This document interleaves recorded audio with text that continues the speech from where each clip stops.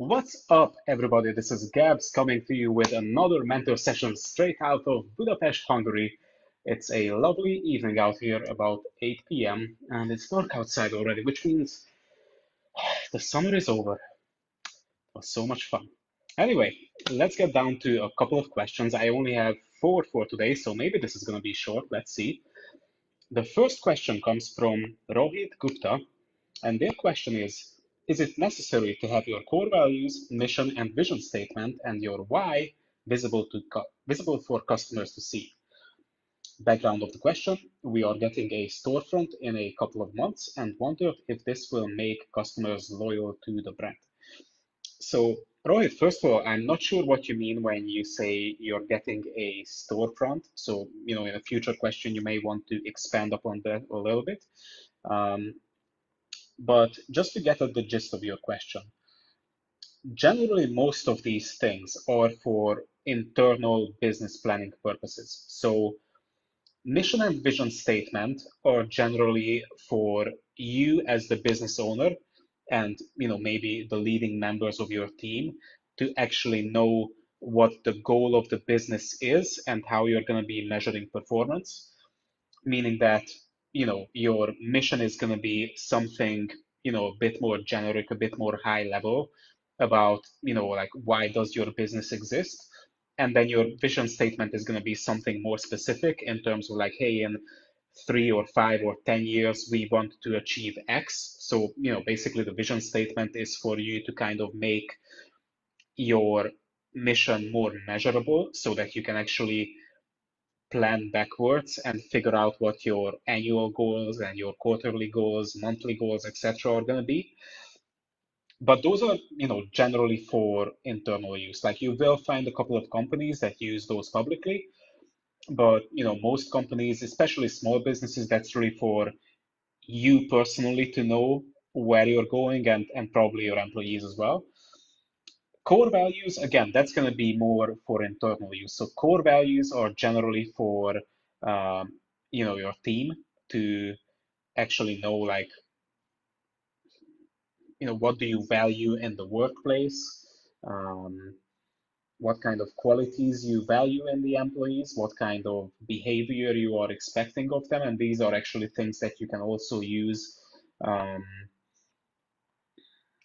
to evaluate employee performance. So, for example, it might be that one of your employees is actually doing great when it comes to raw numbers, but something doesn't feel right. And it might be because they don't actually fit your company culture because they don't embody your core values. So, for example, if one of your core values is excellent customer support, for example, and this person always picks up the telephone and is being rude to customers, they might be getting everything else at their job right, but they don't fit this specific core value, and that might mean that they are not a right fit for your team. So all of these are more for internal use.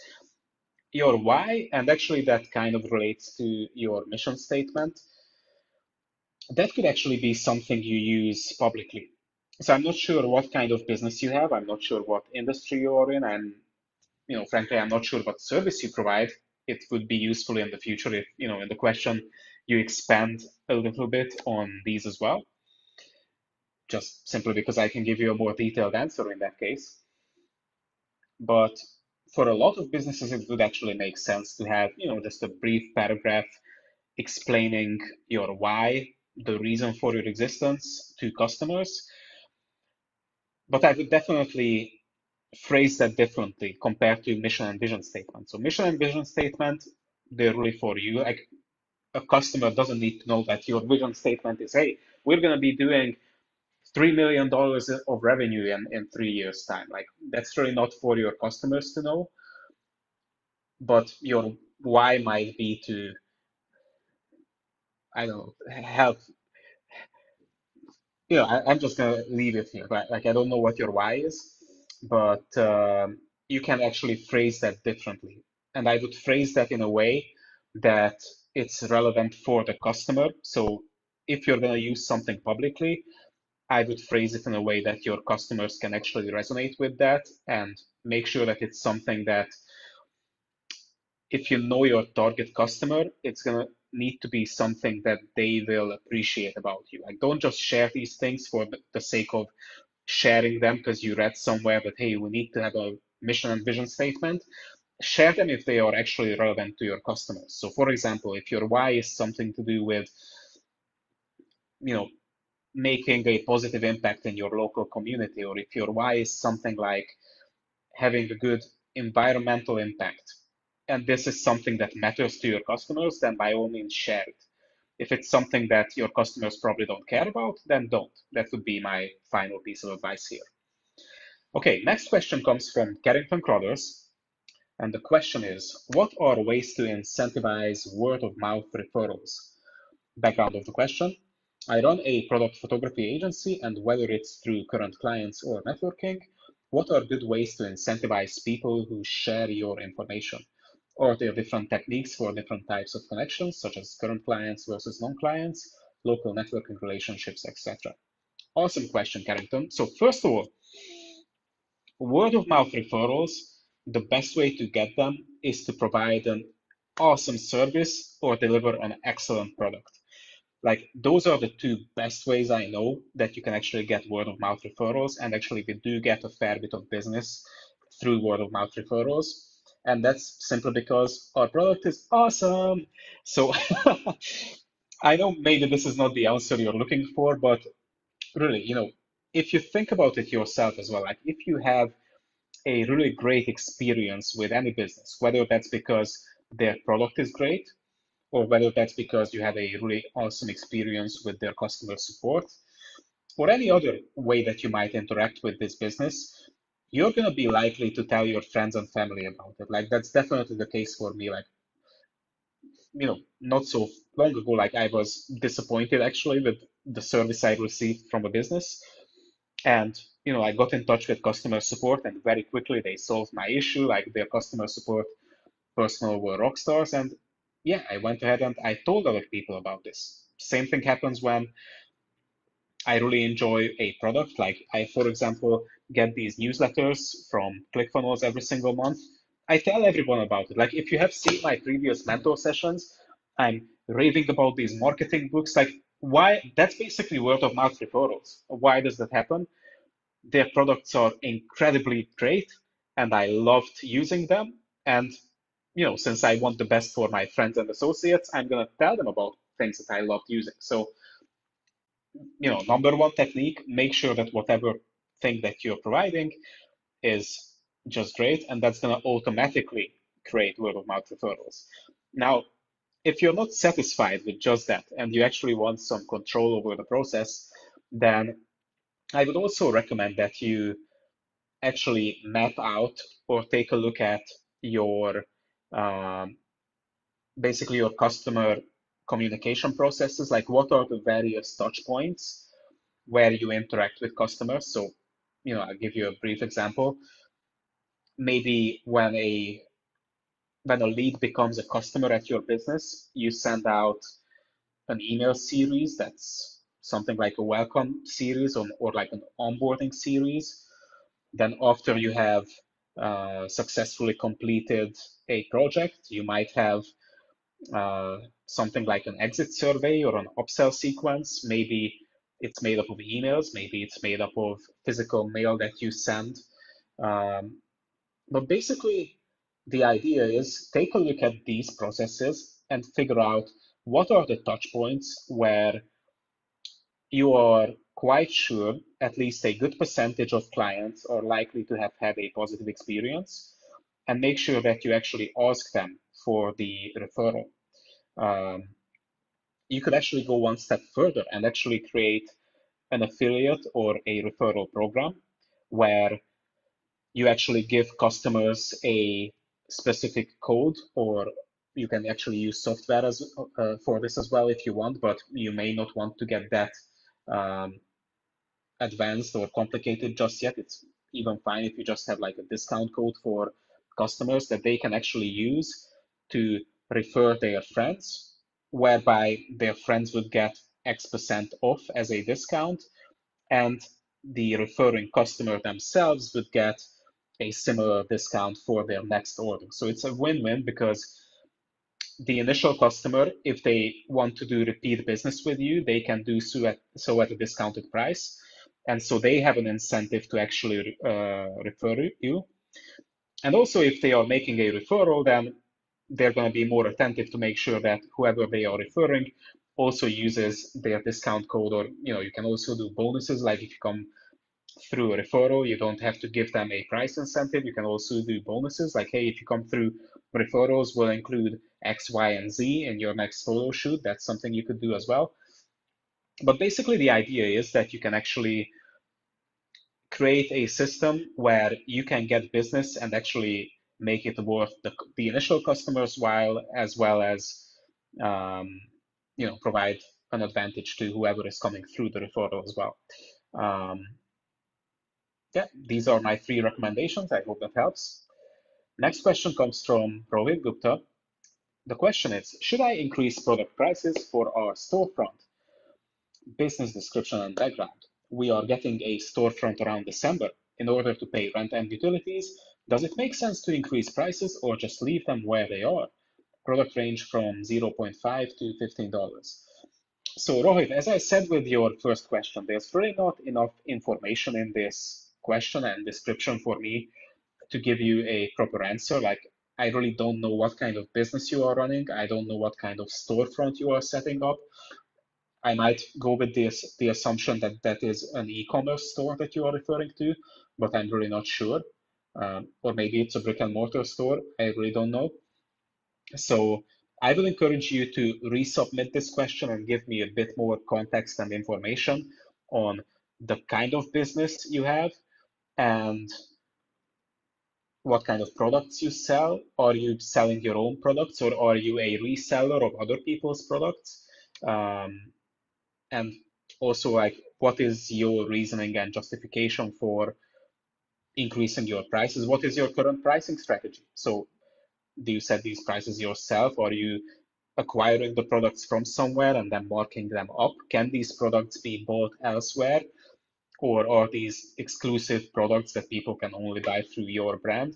Like, those are some of the things I would need to know, and I think other mentors would need to know as well in order to give you a more detailed answer to this question. So the last question comes from Ricardo Delgado, and the question is, how does a small business onboard their new hires? Business description and background. I own and operate a barbershop business, and I do not have a well-rounded onboarding process. I often find myself not taking the time to create this, and when the time comes, it's not smooth. Where should I start? Thank you. So, Ricardo, this is an awesome question, and the answer is going to be maybe not a conventional one. So, really, your onboarding process starts way, way, way, way before the actual onboarding. So for a minute, I would actually encourage you to just delete the word onboarding and just think about your processes. Because think about it this way. If you have no documented processes, like you basically have the habit of people know what their job consists of, you know what your job consists of, and everyone just does what they are used to and the way they know how something works. Imagine if one of your employees has to go on sick leave, or one of your employees quits, and you need to bring somebody in, and the initial employee is not able to train that person.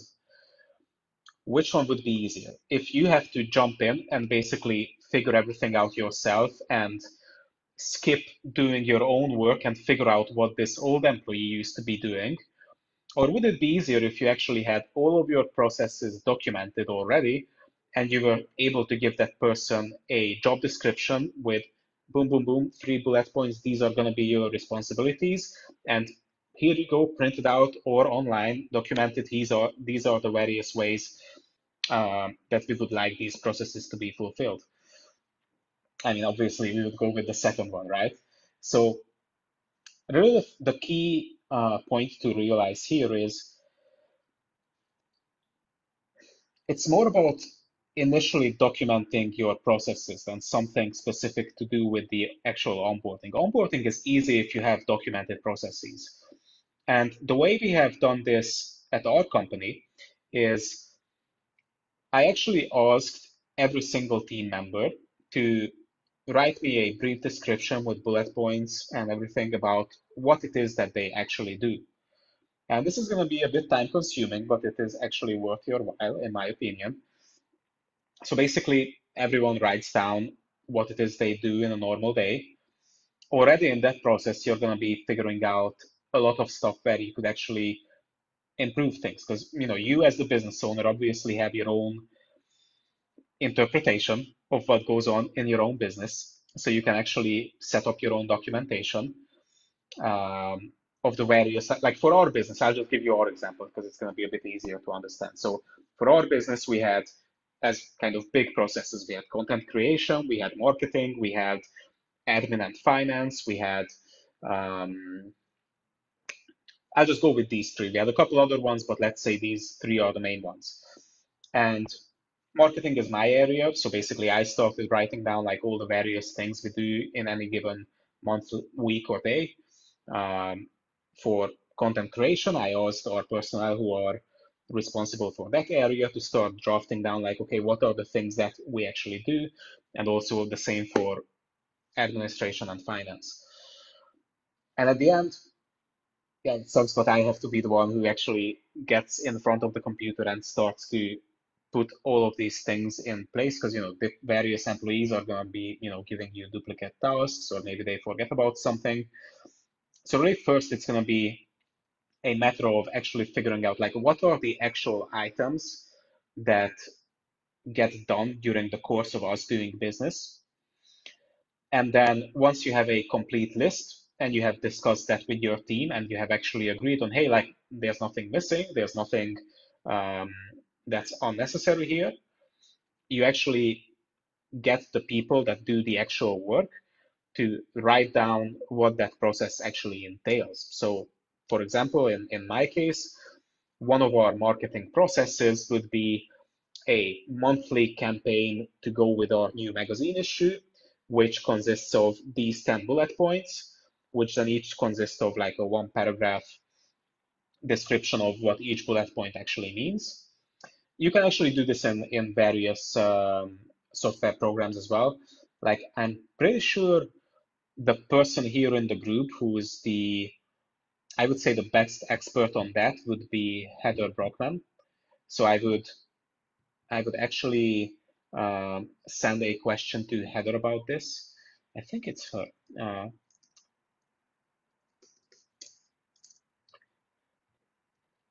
yeah, I think it's Heather who is the expert. Heather Nicole.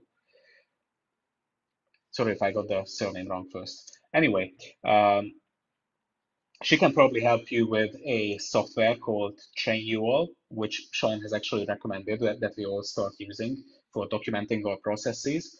But basically, the point is, once you have all of your processes documented, the next step would be to create job descriptions for every single employee, where it's not one of these generic, stupid job descriptions where you just have do whatever we tell you to do and then skip to the next point, but actually our job descriptions uh, or derived from our process description, where we take, imagine like you have a list of processes that your business does, and then you take the 3 or 5 bullet points which that employee actually handles, and you put those on their job description.